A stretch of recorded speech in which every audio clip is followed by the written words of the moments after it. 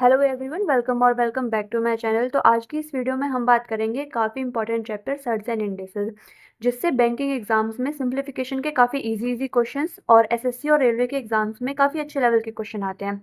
तो shirts and indices में सबसे पहले हम बात करेंगे इंडिसेस में। तो एक्सपोनेंट या फिर इंडेक्स का मतलब होता है पावर। फॉर एग्जाम्पल के लिए जैसे 2 की पावर 3, तो 2 यहाँ पर बेस है और जो 3 है वो यहाँ पर इंडेक्स है या फिर पावर है। जैसे 2 की पावर 3 को 2 इंटू 2 भी लिख सकते हैं, तो 2 यहाँ पर क्या हो गया, बेस, और 3 क्या है, हमारा पावर है। इंडिसेस के कुछ इंपॉर्टेंट रूल्स होते हैं, जैसे कि सबसे पहली रूल है कि a का पावर m और a की पावर n जो होता है वो a की पावर m प्लस n होता है। एग्जाम्पल के लिए जैसे हमारे पास है 2 की पावर 3 इंटू 2 की पावर 5, तो हम इसको लिख सकते हैं 2 की पावर 3 प्लस 5 यानी 2 की पावर 8। एक अगली प्रॉपर्टी है या फिर रूल है कि a की पावर m डिवाइड्स a की पावर n को हम लिख सकते हैं a की power m minus n। Example के लिए 3 की पावर 2 है, 3 की पावर 1 है, तो इसको हम डिवाइड, तो 3 की पावर इसको हम लिख सकते हैं 2 माइनस 1 यानी 3 की पावर 1 या फिर सिंपल 3। अगली प्रॉपर्टी है कि अगर हमारे पास है a की पावर m और a की पावर n, तो हम इसको लिख सकते हैं a की पावर mn।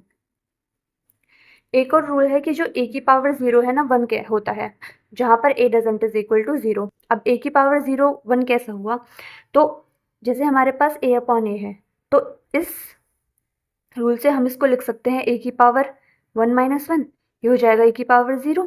तो a की पावर 0 कितना, इसको डिवाइड करेंगे तो हमारे पास कितना आएगा, 1 ही आएगा। तो a की पावर 0 यहाँ से हमारा 1 आता है, इसलिए a की पावर 0 इज इक्वल टू 1 हुआ। अब हमारे पास एक और प्रॉपर्टी है, प्रॉपर्टी नंबर 5, जो कि होती है a की power minus n is equal to a की पावर n। अब ये कैसे हुआ कि a की पावर माइनस n को हम a की पावर 0 माइनस n लिख सकते हैं। अब यहाँ से a की पावर m माइनस 1 को उल्टा भी जा सकते हैं ना, तो ये a की पावर 0 डिवाइडेड बाय a की पावर n। तो यहाँ से a की पावर 0 a की पावर n, और यहाँ से a की 0 की वैल्यू कितनी हो गई, 1, तो यहाँ से 1 अपॉन n। तो यहाँ से a की power minus n is equal to power n।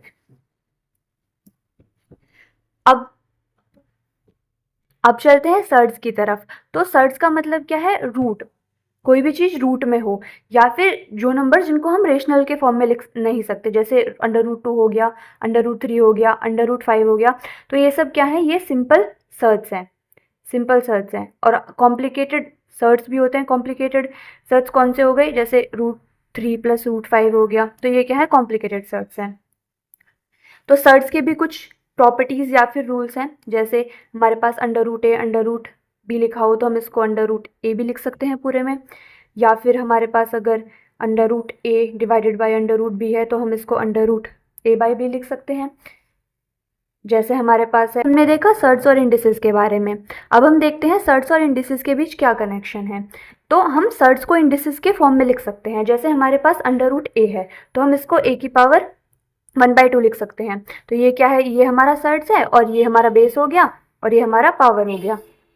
तो ऐसे हमने सर्ड को इंडिसेस के फॉर्म में लिख दिया। सो सर्ड्स और इंडिसेस एक्चुअली एक ही कंसेप्ट के दो साइड्स हैं। तो गाइज आज हमने देखा इंडिसेस के रूल, सर्ड्स का मीनिंग और दोनों का कनेक्शन। नेक्स्ट वीडियो में हम करेंगे practice question based on surds and indices. मिलते हैं नेक्स्ट वीडियो में, तब तक के लिए कीप लर्निंग कीप ग्रोइंग।